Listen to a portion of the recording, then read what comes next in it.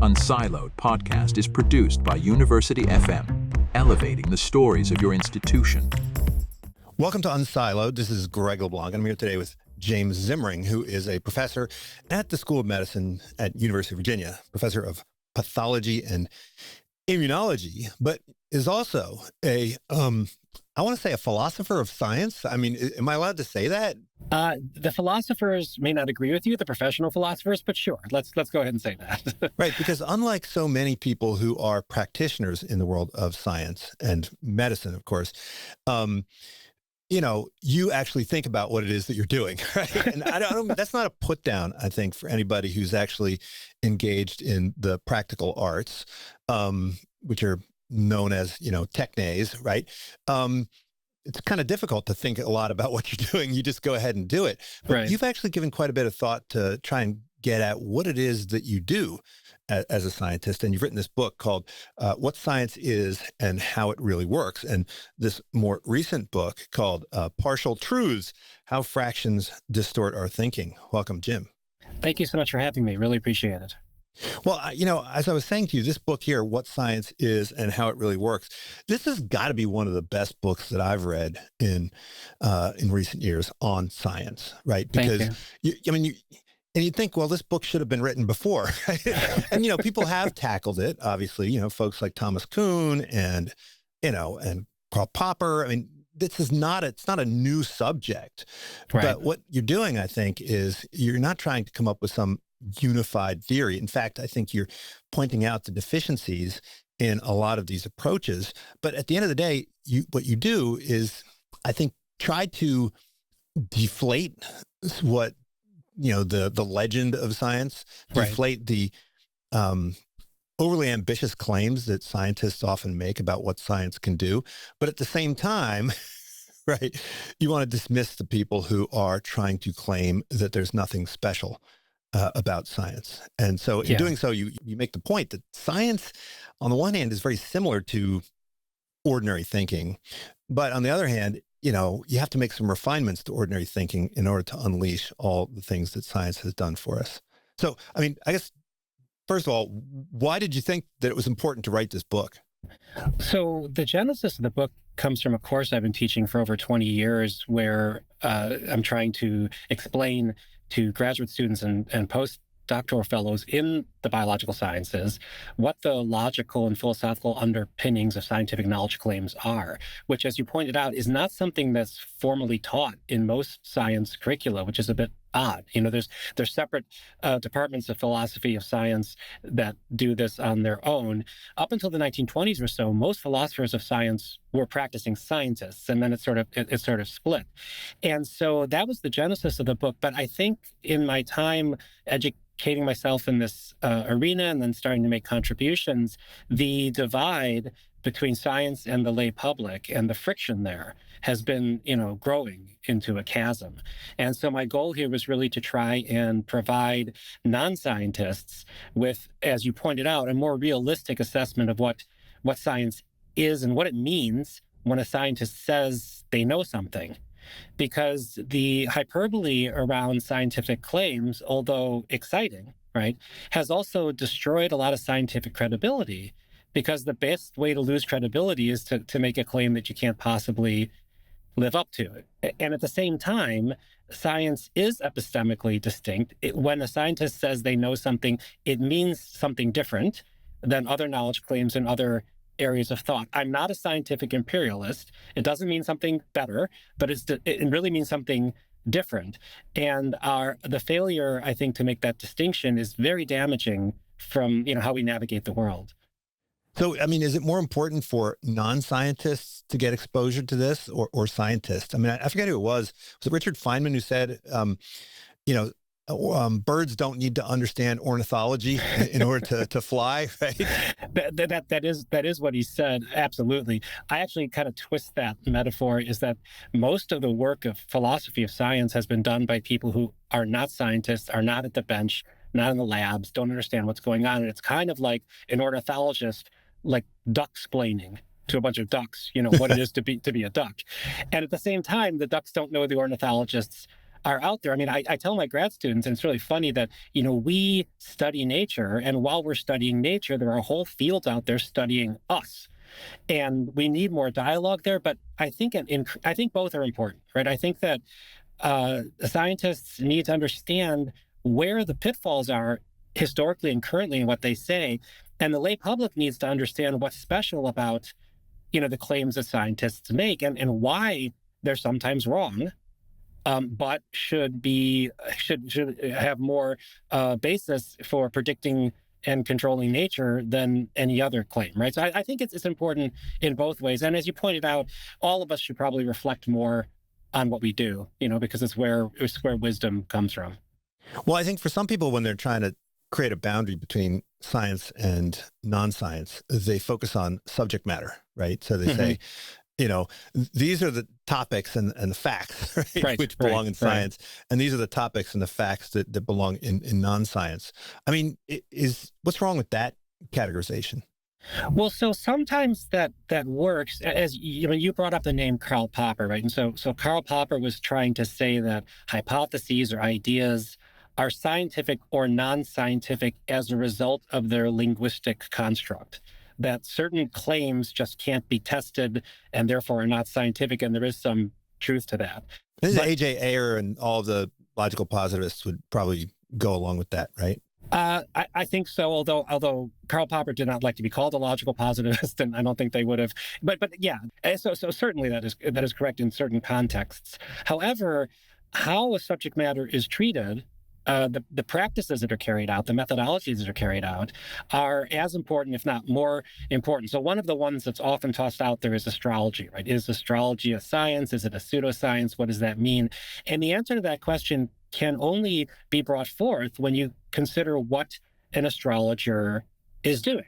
So there are individuals out there who have taken a bunch of astrologers and their predictions, and then a bunch of random guesses and juxtaposed them.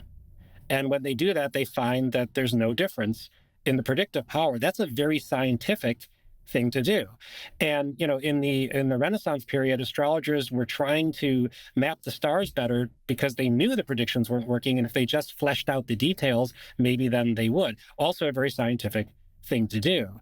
But then if you have an astrologer where you show them all these data, and the astrologer says, well, the skepticism of your experiment destroys the effect of what I'm doing, and therefore the effect disappears, there's nothing you can do to test it. That's a very non-scientific approach, right? And so certainly, I'm a molecular biologist. I study the immune system. I could study the immune system non-scientifically, right? I could evoke all kinds of untestable spirit forces and chakras that are making your antibodies come up against an infectious microbe.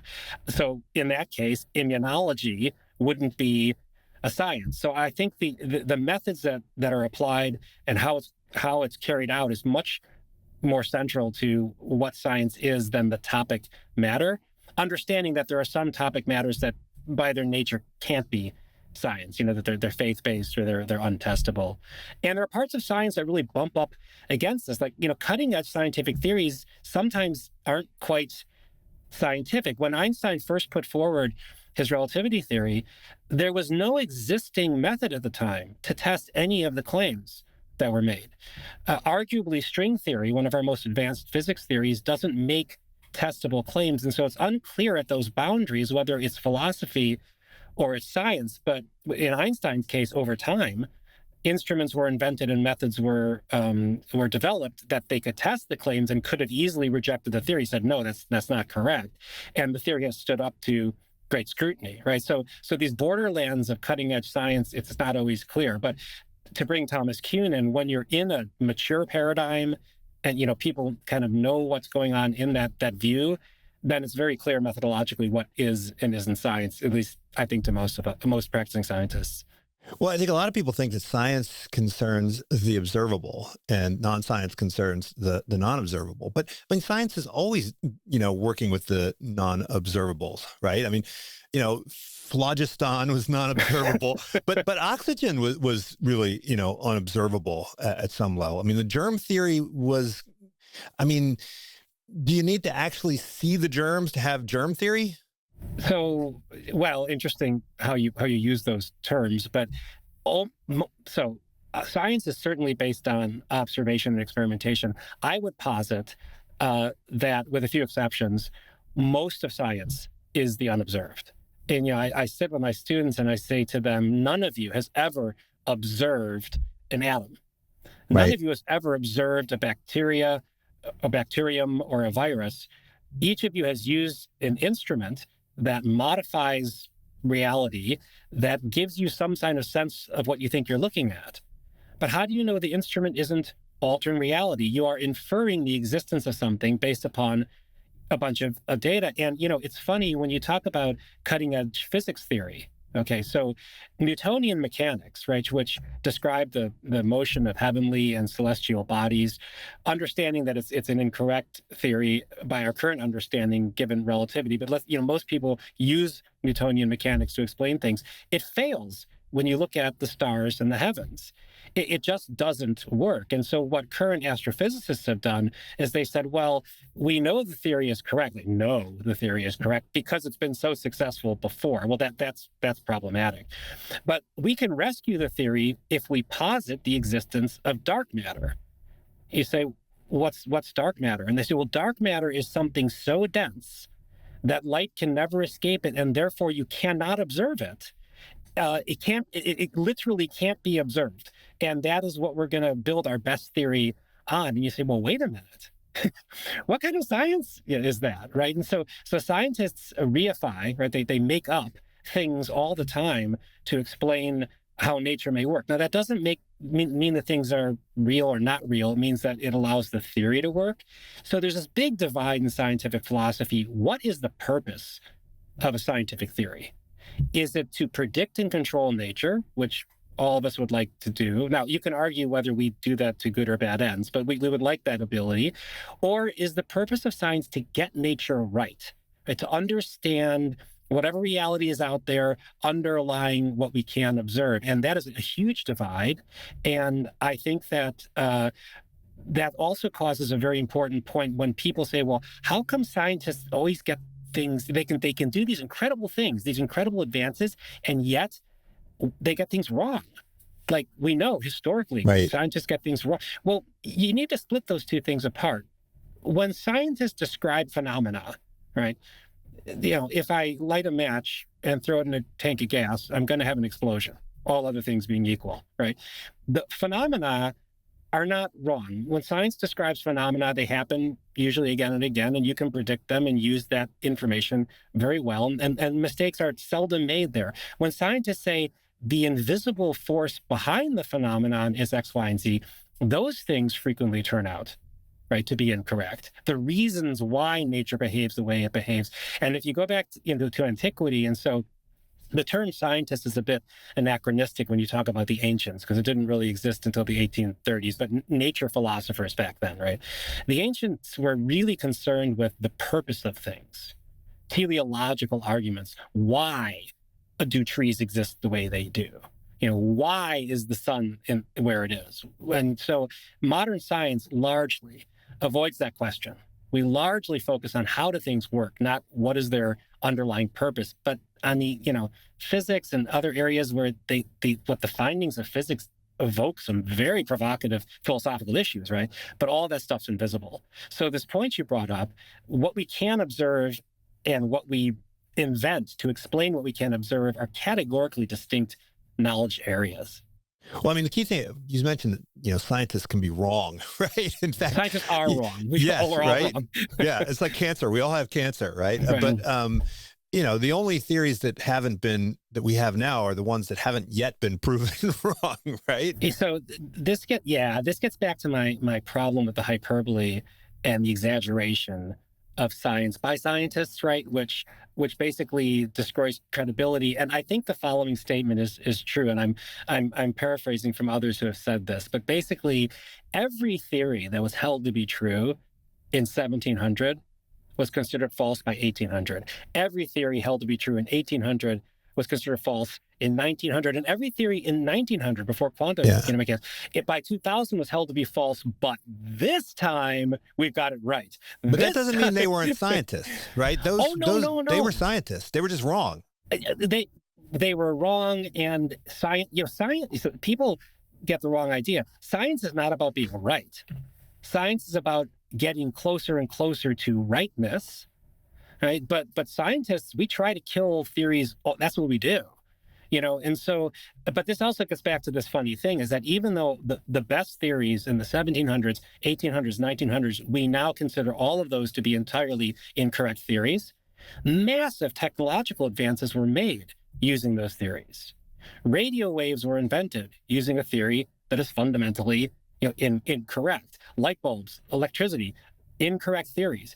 And so, again, is the purpose of a scientific theory to predict and control nature, in which case those are really good theories, they're just not as useful right now? Or is it to get the world right, in which case those theories were wrong? But I mean, I think that Thomas Huxley said, that the great tragedy of science is a beautiful hypothesis slain by an ugly fact. And this is what I do this in the lab all day long. It breaks your heart. It's horrible. You'll make 6 months of progress, and then the next day you'll do an experiment which just erases the previous 6 months of progress.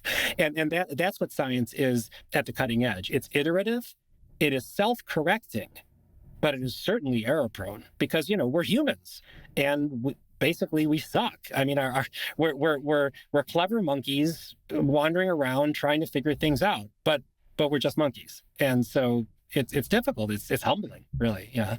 Well, not only can we not see some things, but we can't see things like causation, right? I mean, we have to infer that as well, which is a concept that's very hard for people to swallow, including myself in a way, because we experience perceiving causation.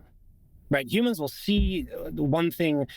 I'll turn on the light switch and I'll see the light go on, and I feel as though I have observed the light switch going on, but I haven't. And so, well, how do you know that? And so, well, it may very well be that the light switch has nothing to do with the light, that there's someone looking at me through a camera, and every time I turn the light switch on, they turn the light on. I do a demonstration in the class that I teach where I have a lamp, and I have a remote control in my pocket that turns the lamp on and off.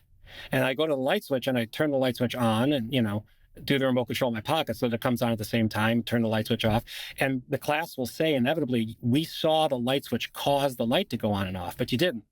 You saw a sequence of events. And this is why so many people believe that, for instance, measles vaccine causes autism. They're not dumb people. They observe it. And the reason for that is the following.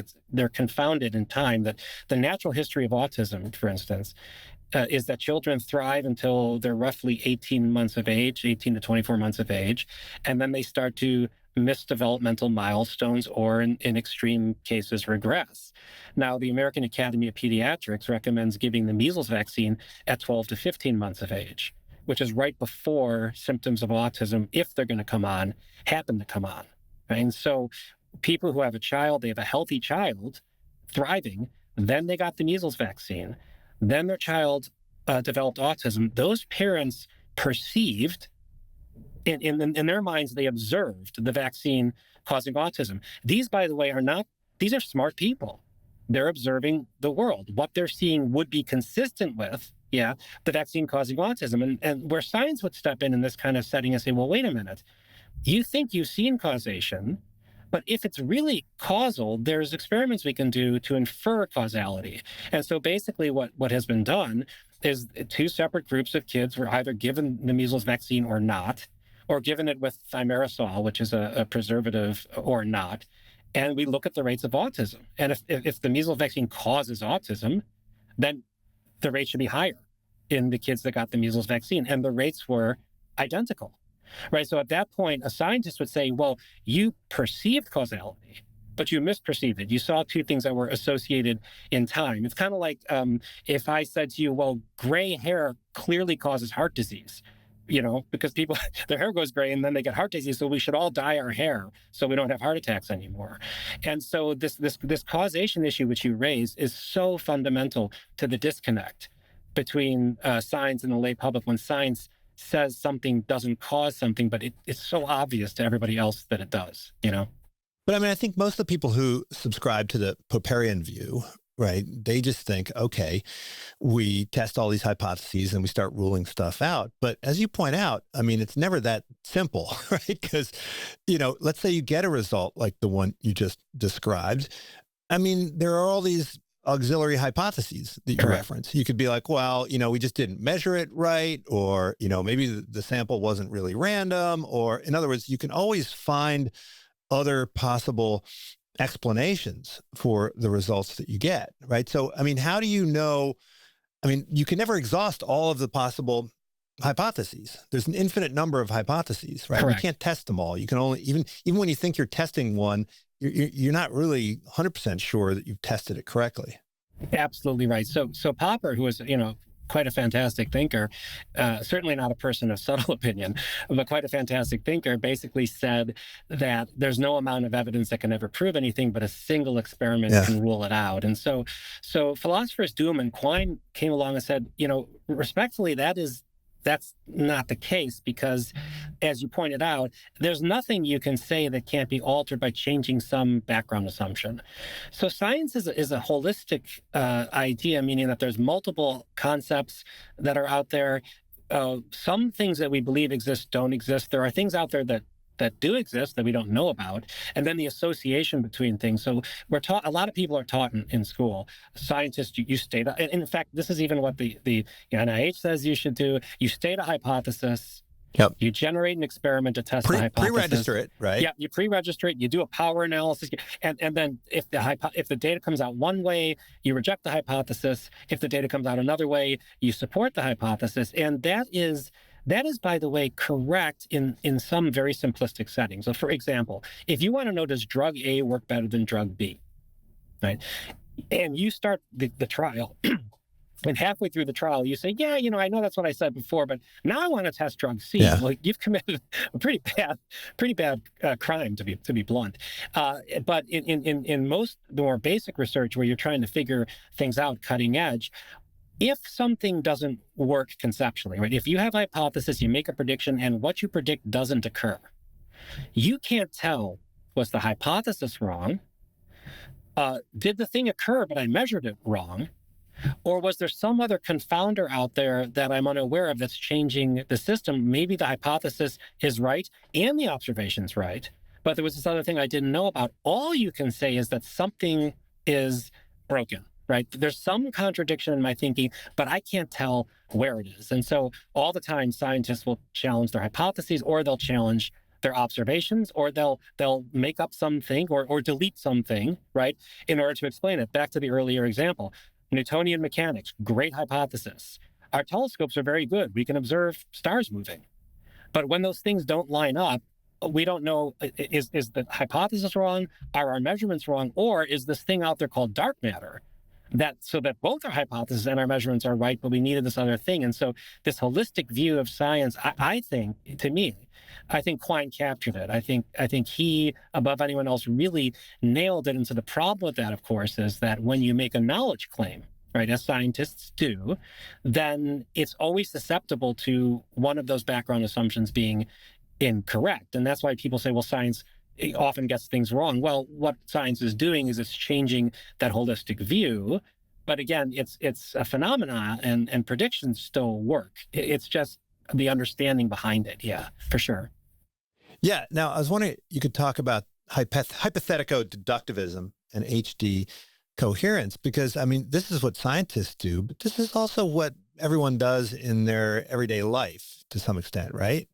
Completely. I think all of us think, well, there are anthropological differences, there are societal differences in how thoughts carry out, but we all think this way, more or less, when we're in problem-solving mode. Maybe not when we're being mindful, and meditating, but basically, I think that in the laboratory, I think that this virus is causing this disease. I try to test the hypothesis. I reject it and go to something else. If you think if you've lost your car keys and you live in a 2-bedroom apartment, and it's either in the first room or the second room, and you search the first room and they're not in there, you can conclude they're in the second room, right? And then they're not in the second room either. You're like, oh no, maybe I didn't bring my keys home. Maybe I left them at the office, right? And so you're changing assumptions to try to navigate your way through the world.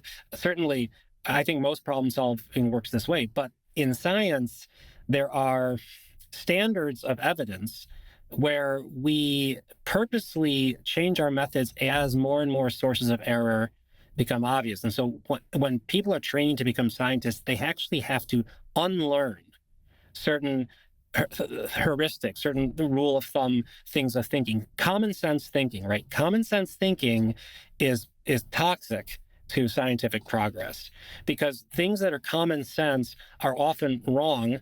I mean, they're really helpful if you're wandering around the savannah trying to survive as a nomadic human.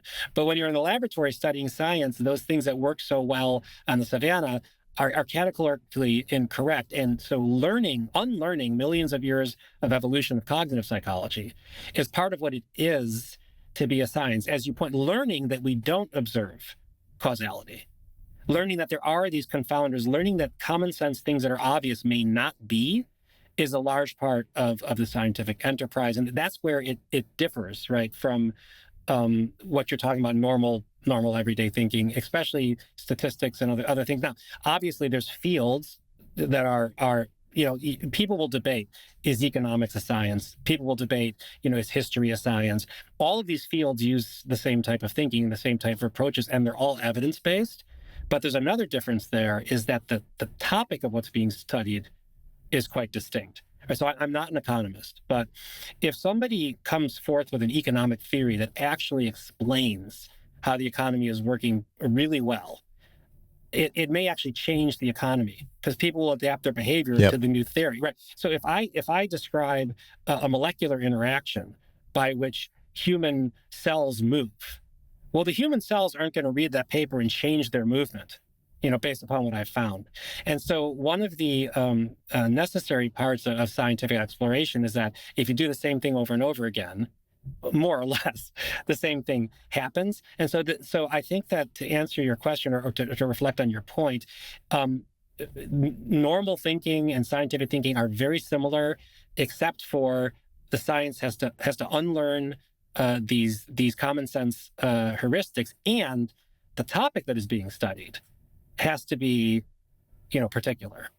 Well, I mean, the extent to which history is scientific, I mean, we could spend a lot of time on that.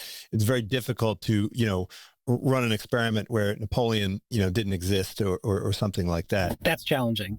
Right. but it's funny because, for instance, theologians, and I'm making a distinction here between theology and religion.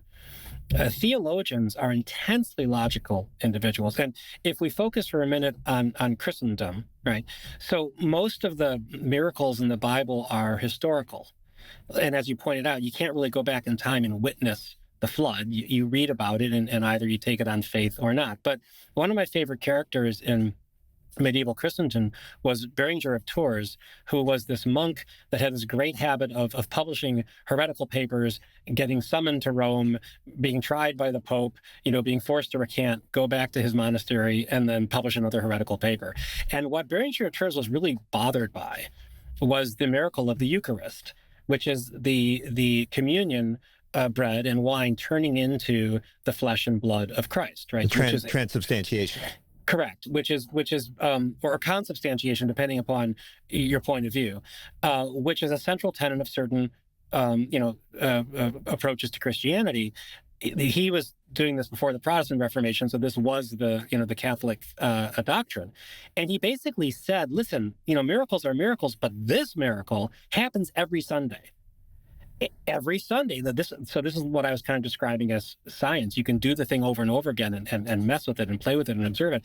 And he said, every Sunday I eat the communion wafer after it's consecrated, and you know what? It tastes like bread.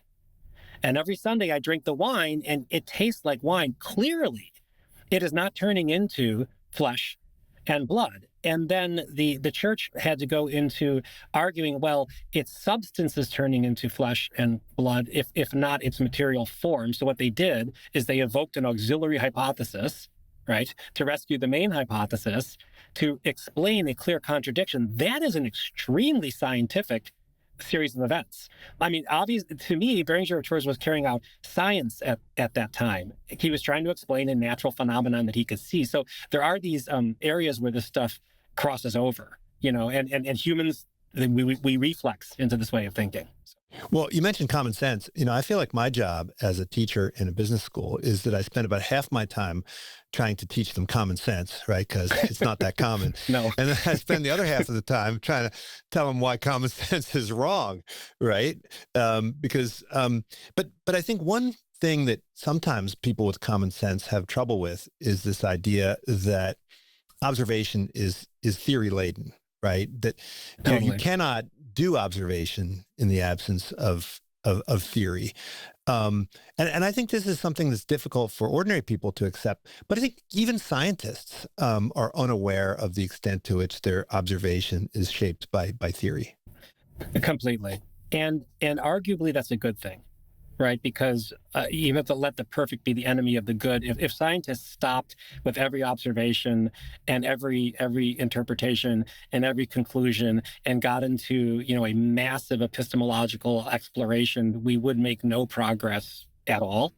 But it is the case that two different scientists with two different theories looking at the same data, will see different things.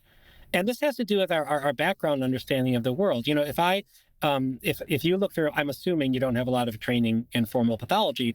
If you look through a microscope at a slice of a tumor, and I look at it, you and I are going to see very different things. I'll just be trying to find the gorilla that you're putting in there. Right. Okay, fair. Which is another conversation. But that having been said, if you pop the hood of my car, a mechanic is going to see what's wrong with my engine. I'm just going to see a bunch of tubes and metal and scary stuff. And so the background information we bring to anything changes what we see, for sure. And so I think that the observer always changes the observed.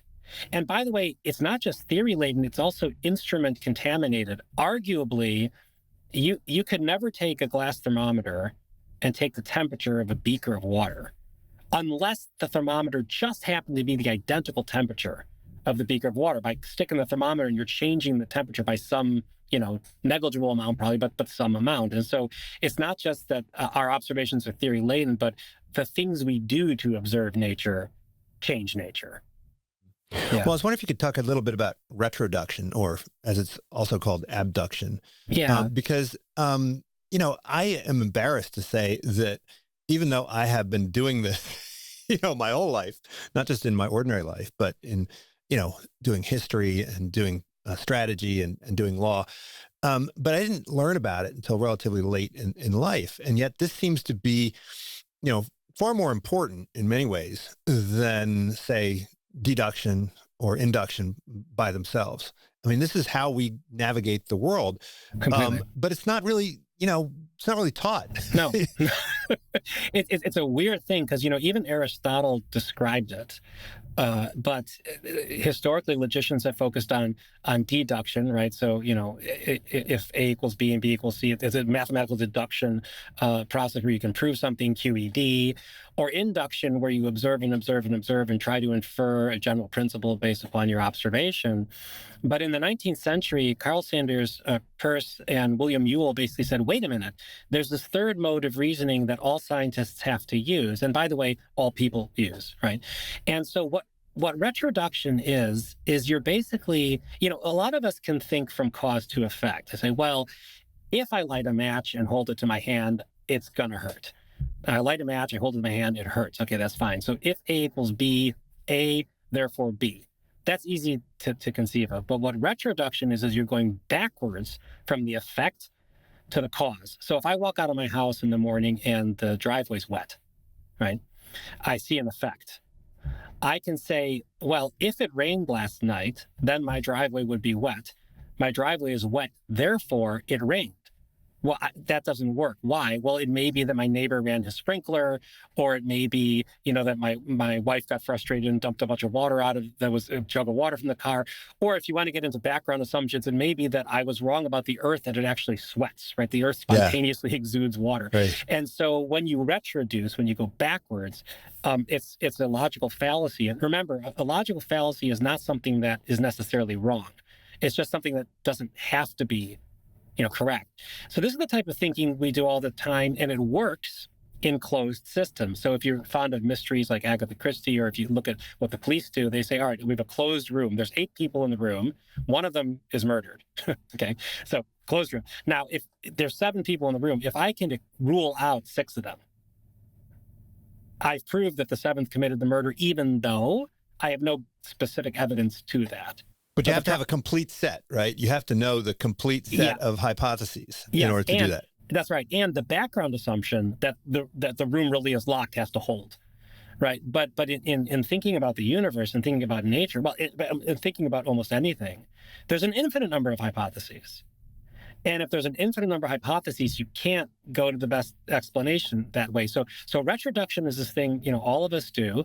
And, we even do it if you get a text message from a friend, you retroduce that your friend sent you that text message. But it could be that someone killed your friend, took his or her phone, and texted you. You just don't know, right? So we do this all the time. And a lot of the big disasters, not only in scientific thinking, but in human thinking in general, was because of this problem with retroduction. Yeah. But I mean, when you are working with a set of hypotheses, right, you have no way of knowing, right, the set of other hypotheses that could also explain the thing, right? I mean, it's like lurking variables. I mean, you can never really from within know which lurking variables you forgot to go out and measure. That's right. And so, I mean, I think that's an argument in favor of diversity of approaches. And I think you said somewhere that you kind of need fringe scientists to kind of help stir the pot a little bit. We need some fringe scientists.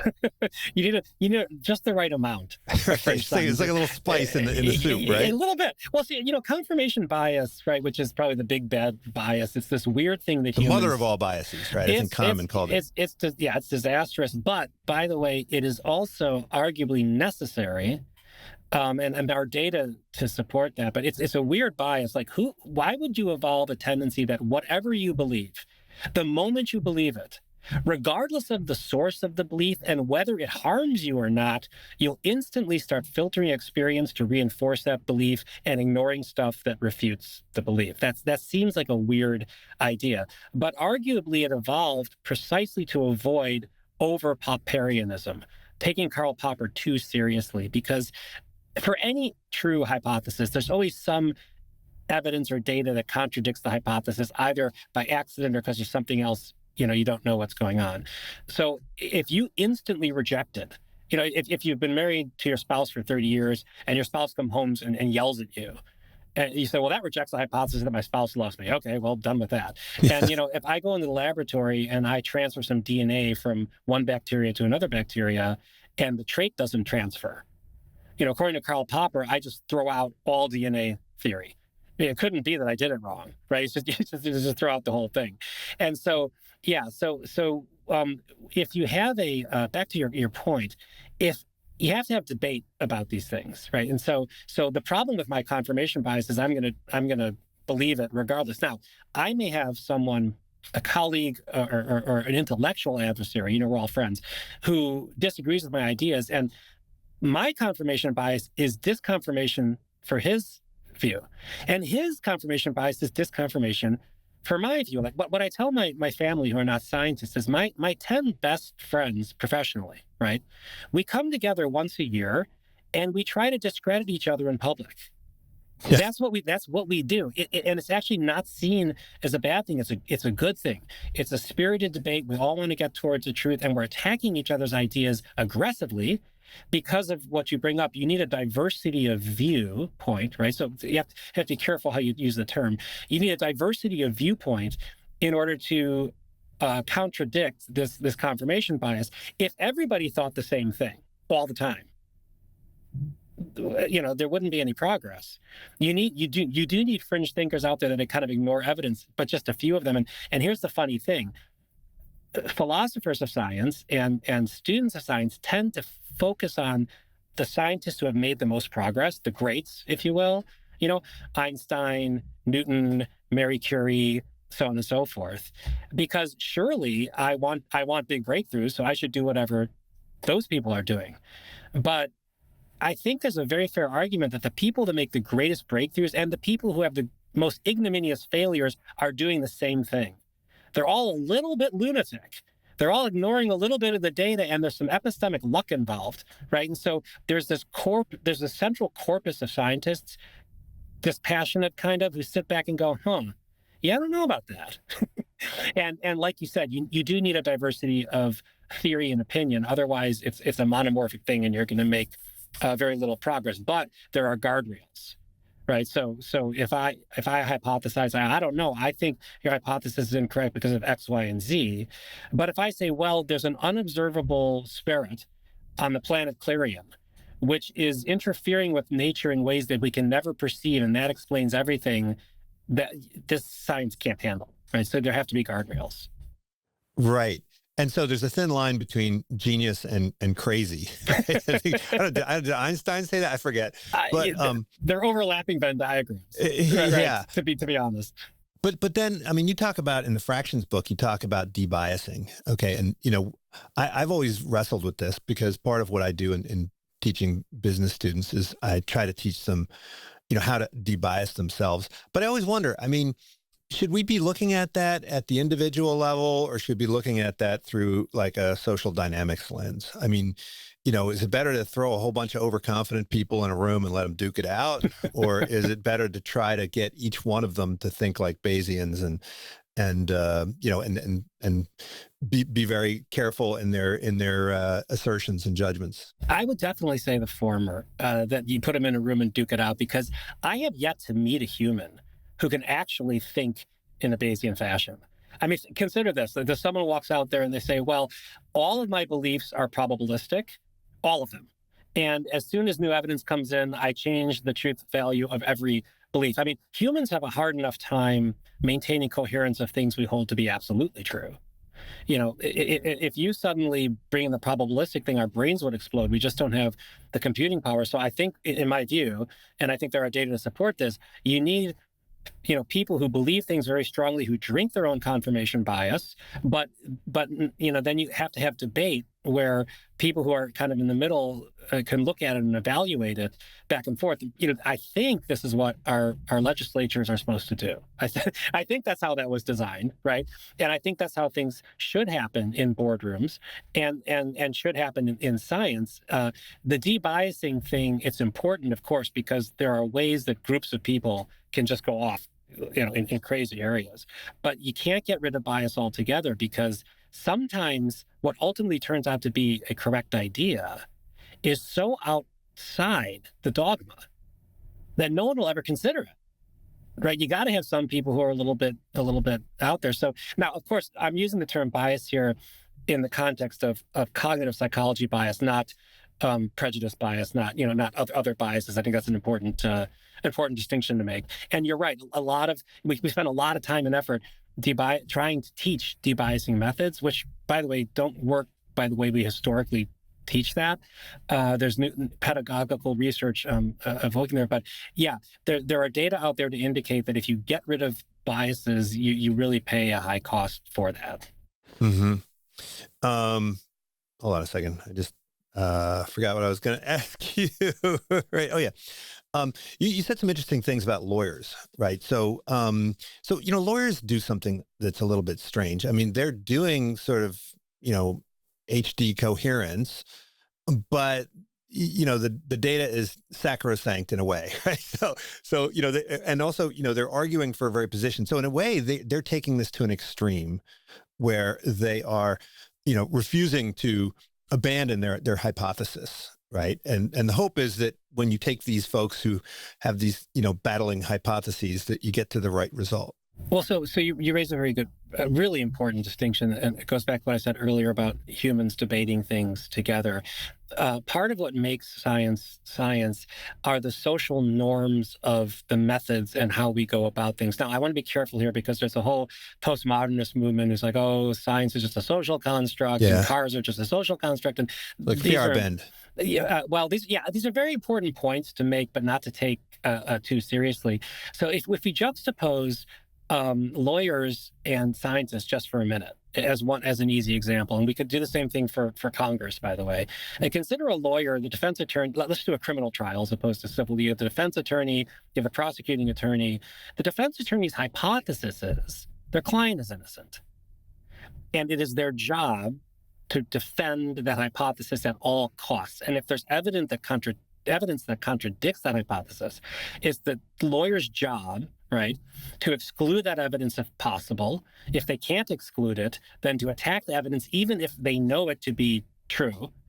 Imagine what our legal system would be. Within certain guidelines, within certain rules.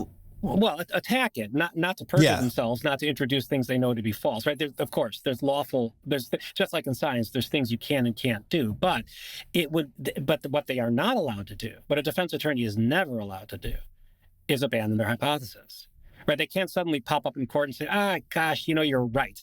My client is guilty. What a horrible thing. I'm not defending this creep anymore. I'm walking out of here. Now, they can withdraw from a case, right, under certain circumstances if they know certain things.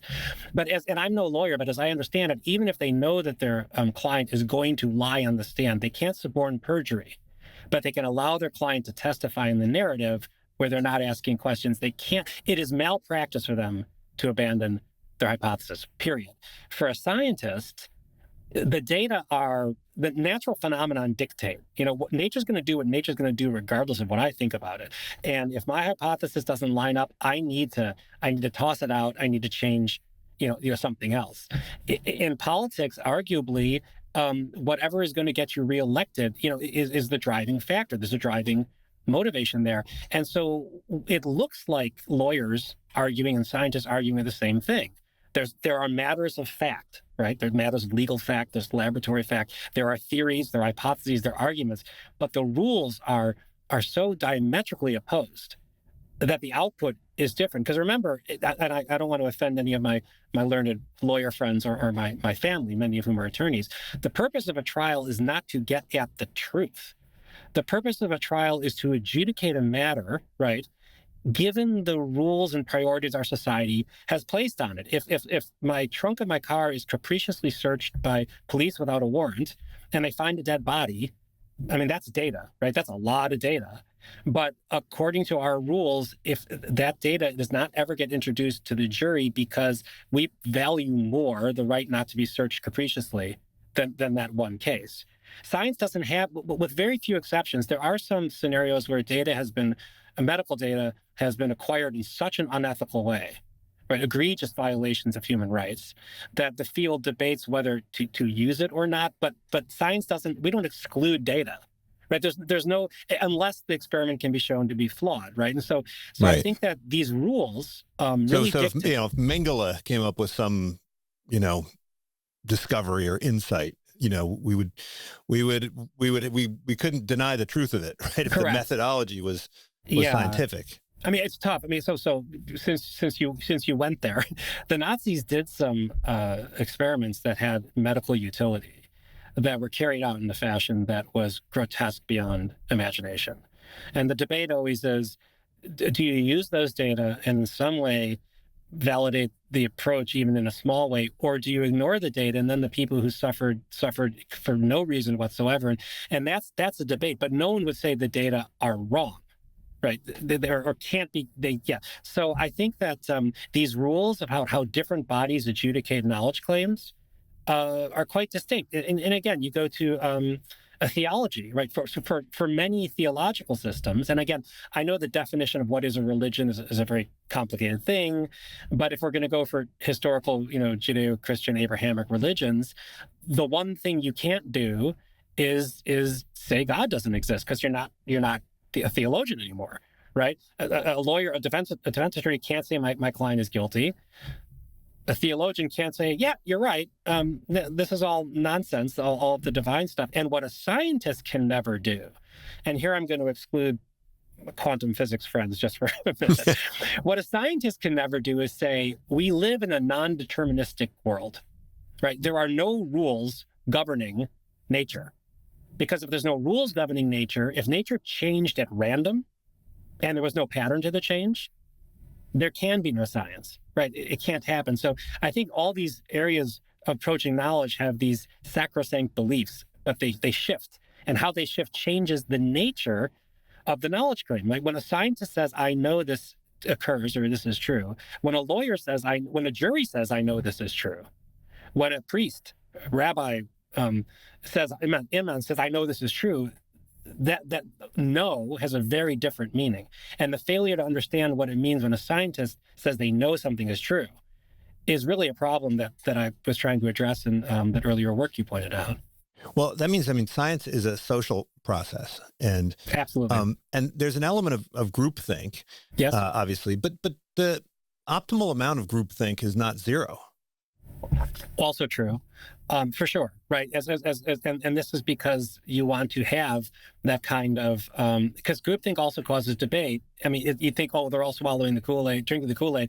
Not always the case. The social construct issue you bring up is a hot rod, right? Because the postmodernists pointed out, Jacques Derrida and Michel Foucault, and et cetera, that over time, what it means to have mental illness changes. What it means to be criminal changes, that these are socially constructed ideas, and therefore they're arbitrary. It's just what we decide they are. The laws are what we decide they are. Science has a very distinct social component, no question. But that does not mean that natural phenomena are social constructs. How we interpret them, sure, right? But at the end of the day, the same thing is going to happen in the external world regardless. And so people have gone too far, at least in my view, and in the view of most scientists, to say because science has a social component, therefore, scientific knowledge claims are no different than any other knowledge claim. It's just whatever a society happened to decide, would happen at that time. Respectfully, when an atom bomb goes off, it's going to do something regardless of our social construct of it, right? And so that's also an important part of the social dynamics. But yeah, science, one could argue there are no lone scientists. You can't really do science alone, not in the way that people think about it anyway. But that means, to some extent, you can't really draw a kind of firm boundary between science and non-science, but that doesn't imply that there's no such thing as science, right? It's like night and day, right? There is dawn and dusk, but we know what night and day are. What philosophers do is they define and categorize. That's what they do. And there's an old joke in philosophy, I don't remember where I heard it, that if you have a term, you don't know what it means, and you define it with two new words, you don't know what they mean, that's called progress. So the fact that there are these murky areas where science rubs up against non-scientific things is irrefutable, but the presence of gray does not eliminate the distinction between black and white. Right. Any category, to the ancients, to Plato, male and female was a natural category. Right. Nature was carved at the joints. And we now know, and this is quite a societal debate right now, right? Is that an obvious category? Are there gray zones? I mean, what does it mean to be human? In evolution theory, most people are surprised to hear that there is no definition of species that can handle nature. Nature is what nature is. And human minds categorize stuff, right, in order to make ways of understanding the world. If we didn't do that, we can't drink the world whole. You can't, every tree is an entirely different thing. And therefore, I'm just going to wonder is that a tree? Well, how's that going to behave? But these categories are artificial. No category that I know of holds at the boundaries. But that doesn't mean that they don't categorize real things. And so I think that issue, this borderlands argument of science, is important. We need to understand it, but the failure to define things with absolute, necessary and sufficient definitional terms cannot be used to infer it doesn't exist as a special thing. Well, it seems to me the more you learn about how science works, this could do one of two things. It could make you a better scientist, but it can also make you a worse scientist. Right? Oh, hands. So I have personal experience with this. Right? Because how do you go through life understanding that every belief you have is provisional and is theory laden, and yet continue to throw your heart and soul into the work? Well, there's two issues you brought together: whether you're a good scientist and whether you have the morale, whether you have the excitement, whether you can sustain yourself despite this, right? And also what you believe and what you know. And so what I'll tell you is that I know, as a matter of fact, that every entity I believe exists scientifically might not. Right. I know this as a matter of fact, but when I practice science, I think and act as though those things are real until proven otherwise. You kind of have to. And it is a problem, by the way, to learn too much philosophy of science if you're trying to be a scientist. You may be sitting in a seminar, someone's talking about, a virus that causes a disease and that, and instead of looking at the data, you're saying, oh, he just retroduced something. Look, he inferred causality, but he's not allowed to. Oh, there's a confounder there, right? And so you see the structure of the argument instead of its content, and you can definitely poison your mind that way. But I find, and I think most scientists find, the lack of certainty is what does sustain us, ironically. It's the fun part. If there was a baseball game going, right, and you knew, as a matter of fact, that it was going to be 3 up, 3 down every inning to the end of the game, nothing else could possibly happen, I don't know how many people would watch the ball game. Right? It's a crazy play. We're all like, oh, wow, that was amazing. And so the best day, except when I'm trying to get a grant or a paper published, the best day in the lab is the day that I predict something that turns out to be completely false. And my entire idea is blown out of the water because now I'm going to learn something new. But there's a problem with this. I think that there's a psychology for a lot of practicing scientists, right? Especially given the regrettable incentive structures that we have and the pressure cooker that we're in, at least in the States, right? That if you reject a hypothesis, you failed. There's a bias, a publication bias, that we tend to publish things that show new stuff, not things that delete old things or get rid of old knowledge or prove something to be incorrect. I'm using prove here with a lowercase p, right? It's a real problem. It's a real problem because so much of science is getting rid of knowledge, and people just don't like it. It just doesn't set off the bells and whistles. So yeah, no, for sure. I think that too much education is a horrible thing. Too little education, also a horrible thing. And there's a middle ground there. But in my view, these epistemological issues are insufficiently taught to practicing scientists and insufficiently appreciated by the lay public. And that causes a lot of the problems. I think some of the problems we're experiencing. So. Yeah, one hopes that if you were to learn more about philosophy of science, it might accelerate the pace of science, right? Because, we look back at all these scientists from the, earlier periods, we can see how they made all these mistakes, right? Yeah. And so even if we could send a memo back 15 years ago to our social psychologist friends and say, you know what, there's this whole reproducibility crisis that's going to happen in like 10 years, you might want to kind of forestall it. I think they would have been super grateful to get that memo from the future. And so do you think that, I love the fact that Darwin had in his book a whole section on all the ways in which he could be wrong. Yeah. Fantastic.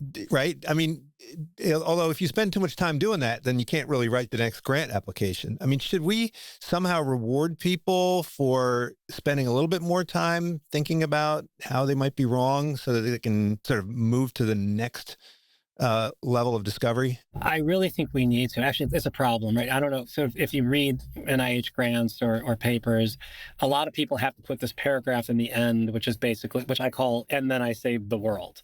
They exaggerate. Look what I solved and all this kind of stuff. No, we need to spend more time rewarding people who kill scientific theories. The reproducibility crisis, I take a little bit of exception to that notion. I don't think it's a crisis because I think it's always been with us, but it is a problem. And so consider, instead of, right now you get impact factor, you publish in a high, profile journal and you get promoted and your dean likes you and you get your grants and all that kind of stuff because of the big discovery, right? Consider if, rather than that, we rewarded people every time somebody else reproduced one of their findings, right? That would handle two things. One, what you observed occurs somewhere else as well as where you've observed it. And two, someone else thought what you did was important enough to try to do it again. That's not how the system works. And so I think that we are actually incentivizing sloppy science. But, to Feyerabend's point, because we're not that clever, sometimes sloppy science leads to tremendous breakthroughs, right? And so I think that it's true that most of the major breakthroughs have come from unlikely sources. And so one could argue, to what you said earlier, that it would be a terrible mistake to go back in time and instruct people about the errors that were made, because the errors are unnecessary, right? That there's always uncertainty, there's always confusion, and if we're too if we're too, logic driven, if we're too rule driven, we're going to blind ourselves to really important stuff out there. And there's a bit of a clash here between basic science and engineering, and applied science. And so the word science is also a squishy term, right? And you need to use different methods in different settings. But if you consider so CRISPR-Cas9, right? So this is a gene editing technique that suddenly makes the human genome meaningful. You can argue whether we should edit genes, but it's a revolution in curing and manipulating disease. How was this discovered? Was someone looking for a gene editing technique? No. There were some bacterial biologists, people who study bacteria, not biology, people who study bacteria, who noticed that there are these in the DNA of certain bacteria, these little sequences repeat themselves right at the end of the chromosome. All right, who cares about that? Well, they were curious about it. They're like, gee, I wonder why that happens, and nobody would fund that. And it turns out that they discovered that bacteria have sort of an immune system by which they can remember things. And then they took that and they co-opted it to suddenly make this gene, editing technique. So it's a massive breakthrough, kind of like a random serendipity, source. Right? Serendipity, except you have to notice it. Yeah. Right. But sometimes serendipity comes from really sloppy science. No, I'm serious, right? People like mucking around. Bad science. Just horrible stuff. And then someone's like, so I think Asimov wrote that, scientific progress is not heralded by eureka. It's heralded by, that's weird. Right. Right, that shouldn't have happened. I left that thing out overnight when I wasn't supposed to, and look what happened. Yeah.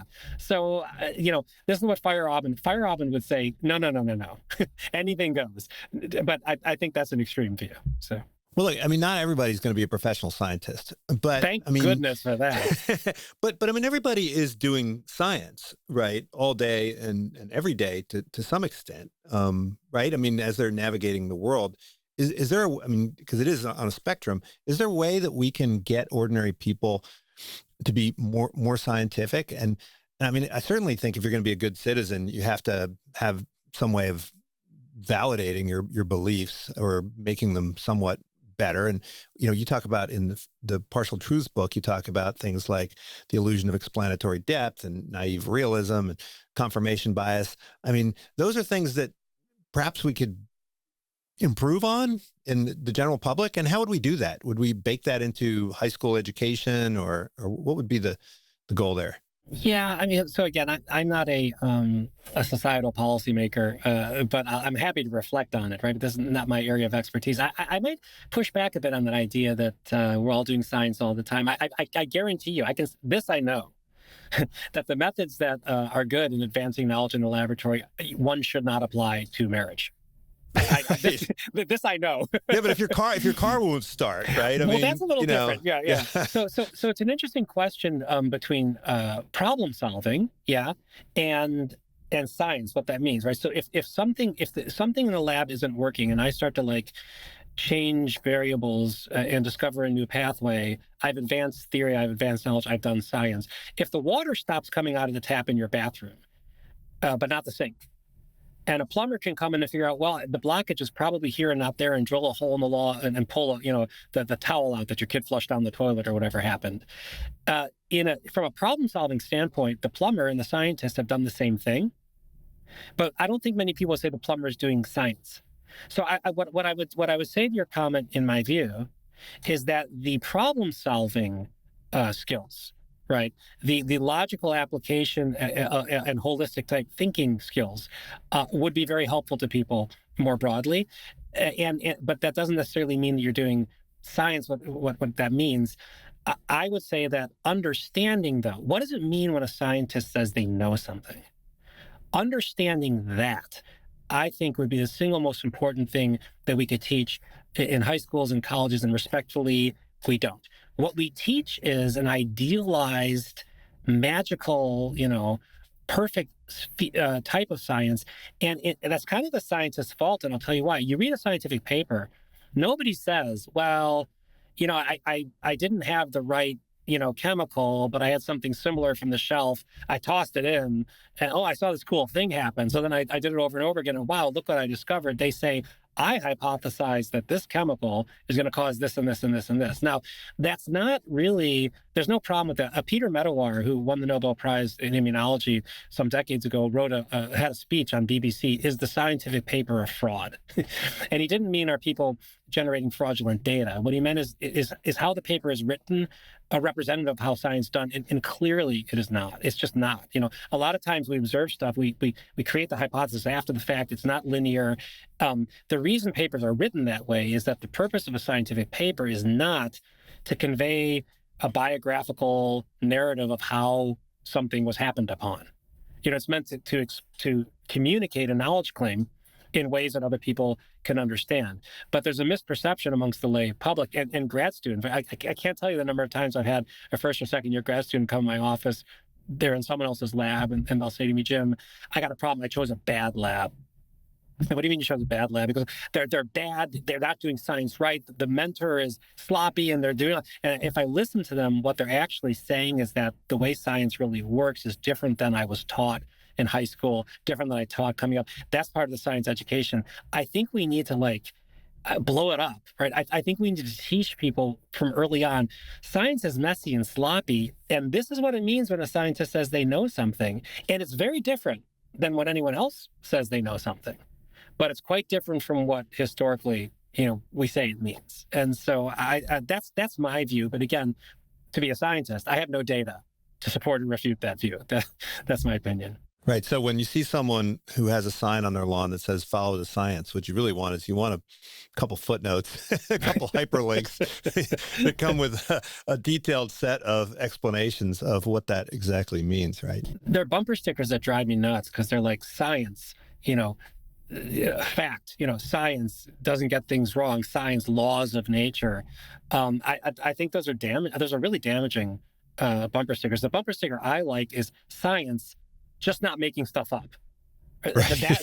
That's a good bumper sticker, right? Right. But when people say, so science is real, we've gotten this debate in our society about what is science, or are they just a bunch of intellectual elites, throwing their authority around, making stuff up? And the answer is no, because the intellectual elite is nature. Right. Nature does these things, and we're trying to understand that it is the arbiter of all scientific knowledge claims, which makes it distinct. And this back and forth, science is real, science is fraud, both sides, it's very damaging. It's really pernicious in the way it's manifested. And also, with the pandemic, these things that have occurred, they've been so destructive of science in general that I don't know how we're going to come back from it in the short term, to be honest. It scares me. Well, Jim, thanks so much for joining me. This book, What Science Is and How It Really Works, really spectacular book. Thank you. This one, of course, Partial Truths, dig into base rate neglect and frequentist thinking versus probabilistic thinking, all sorts of great stuff. I'm hoping that you will turn this into a series where you dig into just about every possible bias out there and do deep dives. So thanks so much for joining me. Thank you for having me. Great time. Unsiloed podcast is produced by University FM, elevating the stories of your institution.